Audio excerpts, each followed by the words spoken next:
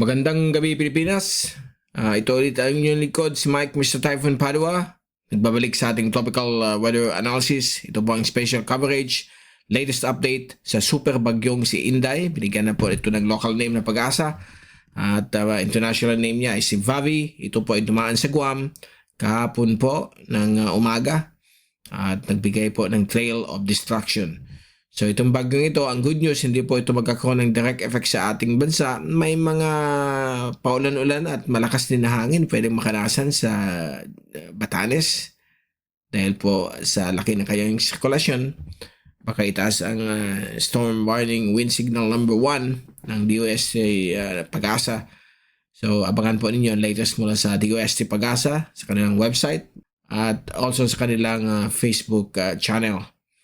At itong update na ito ay na yung Martes ng gabi, Hulyo 7, 2026. Ito bang Tagalog version. Pinagdalin ko sa inyo ng Typhoon 2000 at ng Naga College Foundation. Bago tayo magsimula, gusto kong pasalamatan ang ating partners, Aboitiz Power, at ang lokal na gobyerno ng Naga City headed by Honorable Mayor Lena Covedo at ang ating Honorable Vice Mayor Gabby Bordado. So mukhang meron tayong historic na weather system kasi bihira po ang mga July na napakalaki. But in the past nangyayari po yan, but na yun meron tayong Super El Nino.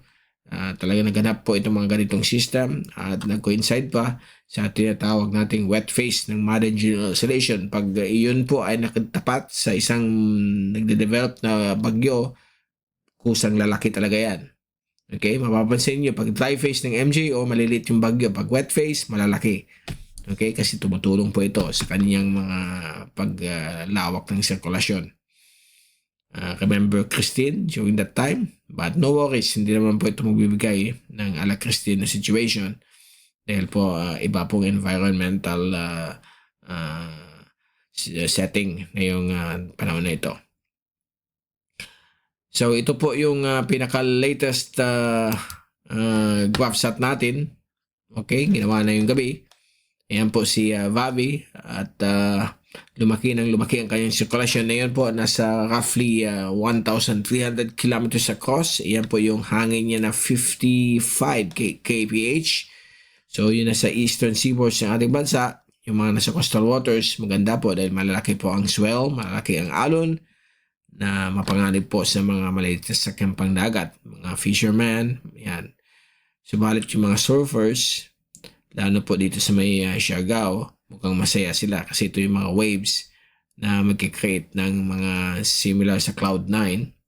So yan po ang medyo latest sa bagyong ito at ito pong si Inday ay bagyong humina for the past 6 hours. But ngayon, since katatapos lang ng eye-wall replacement cycle, siguro pangatlo na po ito, pang-apat, ay nag-regain ulit siya bilang isang super typhoon. Kasi bumaba na sa below super typhoon based on Joint Typhoon Warning Center. Na yun po, balik ulit siya at papasok na po sa Philippine Air Responsibility any moment na yung midnight. Okay?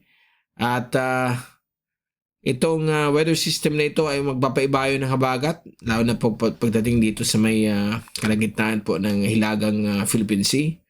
At pagdating niya dito sa may area po ng northeast of Batanes o bago dumating sa Taiwan, dahil po sa line of sight niya, yung southwest monsoon ay dadaanan po itong mga areas like Mimaropa, Western Visayas, parts of Bicol region, and also the western sections po ng gitna at Hilagang Luzon. Kasama po ang kanlurang bahagi ng Timog Luzon.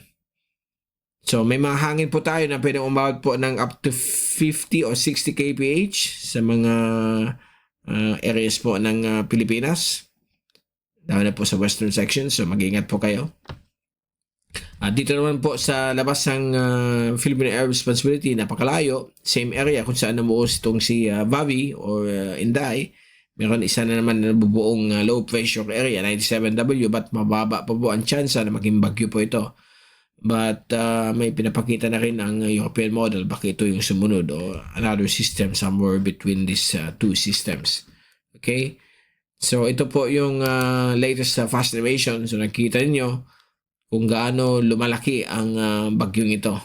So itong mga kaulapan kasama ng trough nitong system ay mukhang nagbibigay na po ng showers. Na yung gabi may nakanasan tayong konting shower but naghinto naman. So it's gonna be like that, okay? For the next 3 days, may pabugso-bugso ulan, minsan malakas, minsan mahina, minsan lalabas yung araw, minsan mostly cloudy. And ito naman po yung system. Okay? At ito po yung latest wind saddle animation mula sa Windy.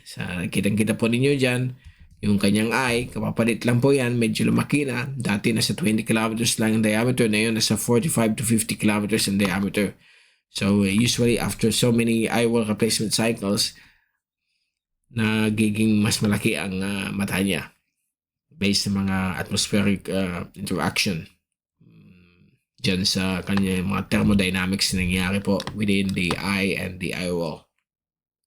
So ito na po yung mga ulan na sinasabi kong bibigay ng pabugso-bugso but hindi pa ito part ng habagat. Nandito pa lang habagat sa may western at southern Mindanao. As the system moves, kung ito po ay gagalaw papunta dito sa may Miyama Island chain, gagalaw din po itong mga kaulapan na ito, pati itong habagat, dito po sa direction na yan. So kung ilalagay natin ang bagyo somewhere here, okay, nandiyan yung bagyo, yung habagat po ay, ito, kita ko sa inyo, ha?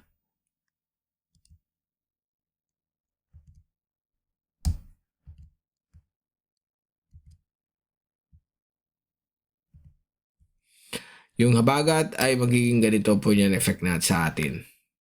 So, yung ulan, may experience natin ganyan yan. So, enhance itong system na ito. And then, ang magiging mas maulan, itong western sections ng ating bansa yan. Yan, area na yan. So, ito yung magiging maulan. May maulan din sa ibang parts ng Luzon, kasama po ang Bicol, but pabugso-bugso. Ito yung medyo steady, but let's hope and pray na sana hindi naman. Okay, alam natin nagbabago mga forecast models. But again, let's all prepare for the next 3 to 4 days dahil mukhang papaulan po ang habagat dahil po ini-enhance itong super bagyo na si Vabi or Inday. So ito yung past 12 hours, nakita ninyo. Ang actually past 24, 18 to 24 hours ago, ito yung replace niya ng lumang eye wall. Yung outer eye wall ay nagpalit o yung eye wall replacement cycle after passing over Guam. So yan po ang ginagawa ng mga weather systems. Lalo na po pag category 3 to category 5, habang tumatakbo sila journey across the Western Pacific and the Philippine Sea, nagkakaroon po sila ng eye wall replacement cycle. Just think about it as parang change oil. Okay? Nagpapalit ng oil ang bagyo. Or pwedeng nagpapagasolina. So, nihina mo na yung bagya pag nagpalit na. And then, lalakas ulit after a few hours after changing. So ito na yung mata niya, nasa 44 to 50 kilometers in diameter based on the latest from the easterlywave.com satellite loop of Himawari 9. And then ito yung track ng Joint Typhoon Warning Center. May forecast sa kanila by tomorrow morning baka umabot ito ng 250 because of very improved environmental conditions here. Tapos pagdating niya dito sa may North Philippine Sea, unti-unti na po hina po siya. Although super typhoon pa po siya hanggang Huwebes ng umaga. Then after that, it will start to weaken down to category 4. And then mukhang hanggang category 4 lang. So maganda po kayo dito sa may Eastern China and Taiwan. Batanes will also be affected by the tropical storm force winds of the more than 75 kph na bugso. Kasi pasok po kayo dito sa outer circle. Ito pong outer circle, ito po yung mga hangin na 65 kph pataas. Ito na sa loob, 100 kph pataas. Ito na sa malapit na sa mata, ito po yung damaging winds na po ito, catastrophic. Since super typhoon po siya, nalampas po ito ng 200 kph. Okay? Pag hindi po mag-change sa kanyang direction, ito po ay lalabas ng Philippine Area of Responsibility early morning ng Sabado, July 11. But again, gaya na sinabi ko, pinakita ko sa inyo sa graph, itong area ng pagdaan dito ng bagyo, dito po may feel natin ang hagupit ng habagat. So may mga hangin po tayo na pwedeng umabot po ng hanggang 60 kph lalo po sa western sections ng Luzon. Ang ibang rin na pumapalo dito sa Bicol region. So that will be between Friday, Saturday, and Sunday. Okay? Hanggang hindi po malusaw itong bagyo ito. So by Monday pa malulusaw or late Sunday evening, pag landfall niya south of Shanghai sa may Zhejiang province of China. So, yan po ang abangan natin. Okay, and then ito yung track ng Japan Meteorological Agency. Similar ang tracking niya. Ito ang multi-agency tracks. Lahat ng agencies nandyan. Halos the same po ang mga tracking nila. Okay, Pag-asa, hintay pa natin lumabas. So, sa next update, baka nandyan na. Kasi nag-i-issue sila yan pag pumasok ng Philippine Air Responsibility. Ito pa lang yung PAR para malaman ninyo kung nasaan. Ito po ang Philippine Area of Responsibility. So right now, nandito yung bagyo. So papasok siya ng PAR, then ito yung kanyang tracking. Okay, so so hindi siya magkakaroon ng impact o direct effect sa ating bansa except for Batanes. Ang magiging problema natin yung habagat. How will it be? Okay, yan po ang titingnan natin. So ito yung lahat ng models, including the AI model which is on dashed lines. So yan po ang tracking niya. Walang pagbabago. Konting tweak lang. Minsan malapit sa Taiwan, minsan sa lampas sa Taiwan. Ito naman po yung model forecast intensity ng bagyo. Nandito siya ngayon at 130 kph. May ilang wind model ang sabi na akit pa balik 260 kph category 5, but the Joint Typhoon Warning Center is placing it here. Yan po siya in between the mean average of these forecast models. Kita nyo, Google DeepMind mas mahina, so we shall see later on. Now ito muna RKM baby. Okay, para makita ninyo kung ano ang papakita nitong graph nila. So, yan po yung peaks ng bagyo bago nag-IWOL replacement cycle. May isa dito, umabot ito ng 270. Humina. Dito yung tawag nating IWOL replacement cycle. And then, dito naman po, lumakas ulit. Mas malakas na yon, umabot ng 285. Nung dumaan sa Guam. And then, mas malakas noon. Hindi na yun. And then dito, ito na yung current time. Nandito siya. So, humina dahil sa pang-apat na IWOL replacement cycle. So, nandito na siya as of this time. Some will maintain it. Ang iba, mini-maintain bilang isang super typhoon. Ang iba naman ay pahina na. So, yan ang forecast na babantayin natin. And then, ang wind shear medyo lumalakas, pati hina na naman. So, baka makatulong na naman sa pag-organize itong system na ito. Organized. Sea surface temperature na pong nasa 28 to 30, but yan, ito yung area na tatakbuhan ng bagyo. So, mukhang mainit. Mid-level relative humidity, talagang basang-basa ang ating atmosphere. Itong Google DeepMind, so pahina siya hanggang mag-landfall sa may Eastern China within the next 4 days. Samantala na yun, still sa Cat 4. So, meron din pinapakita dito yung kasunod, but later na yan. Kasi mababa po ang probability or uncertainty. Ay mataas pa. Now, ito yung 3-hourly rain forecast. So, for the next 5 days, expect po natin may pabugso-bugsong ulan na ito sa halos buong bahagi po ng ating bansa. Sa Bicol, magsimula sa Friday po yan, Sabado hanggang Linggo. So, ganun din po sa Metro Manila. So, mag-iingat po tayo sa mga possible flooding sa panahon po ng habagat o southwest monsoon. Ito naman po yung 24-hour forecast ng bagyo using the 24-hour rainfall accumulation forecast every day. So, papakita namin sa inyo ito. Kailangan muna natin ito konti. Yan. So, makikita nyo dito yung forecast for Wednesday. Ang grabing ulan, nandito pa lang po sa tinatawag nating Zamboanga Peninsula. So, nakikita nyo dyan.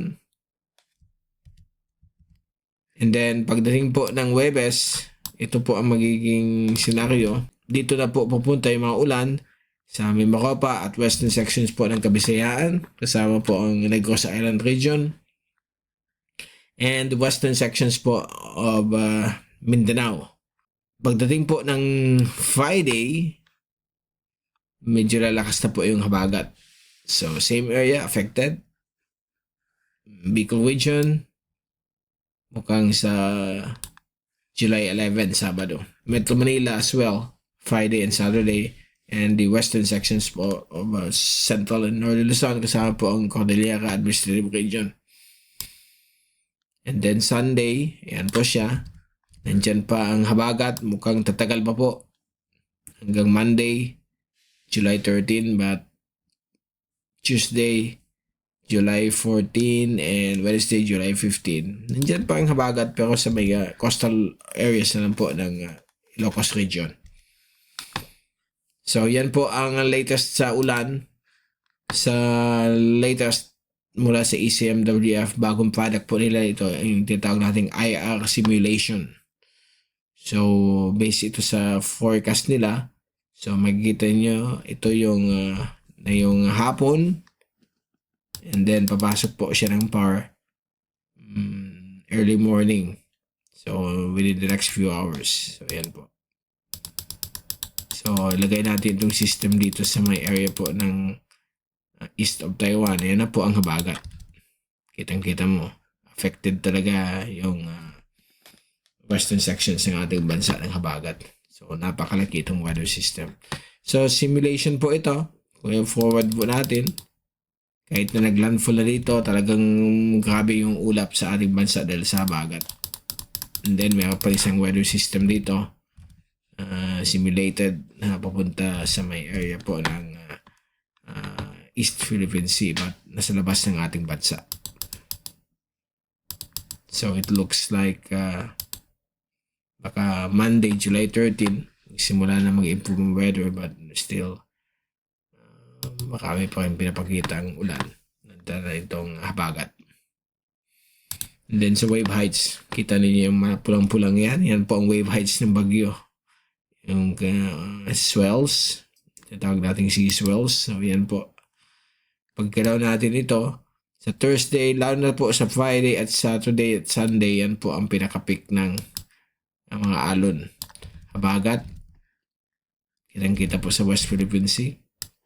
Sabado, yan po. Hanggang Sunday and Monday, although hina ng habagat, nandiyan pa rin yan sa West Philippine Sea, pero umabot po ng 3 meters. While dito po sa may East Philippine Sea, habang dumadaan ng bagyo, pwede umabot po ng 4 na metro ang laki ng alon at sea swells. Okay, so yan po ang kalagayan ng bagyong yan. Paghatak niya sa habagat. Ito na po yung isang weather system. Si LPA, baka ito si LPA 97W, but we'll double check on that in the coming days. Okay, so yan po ang pinaka-latest natin sa bagyong si Vavi with local name Inday dahil papasok na po sa Philippine Air Responsibility as we speak. At mukhang nimilig ko dito ang Taiwan, Ryukyu, Yayama Islands. Pag bumaba ang tracking, delikado rin po ang extreme northern Luzon. So, we will keep you updated. Babalik ulit tayo within the next 24 hours for another update. Most likely, diyan natin malalaman ang further forecast nitong system na ito. Mula sa Typhoon 2000, ito ulit si Mike Mr. Typhoon Paliwanag. Papaalam, magkita ulit tayo. At be hashtag Typhoon Wiser, be hashtag Weather Wiser. Maraming salamat po sa inyong pagpanood. God bless po sa inyo lahat.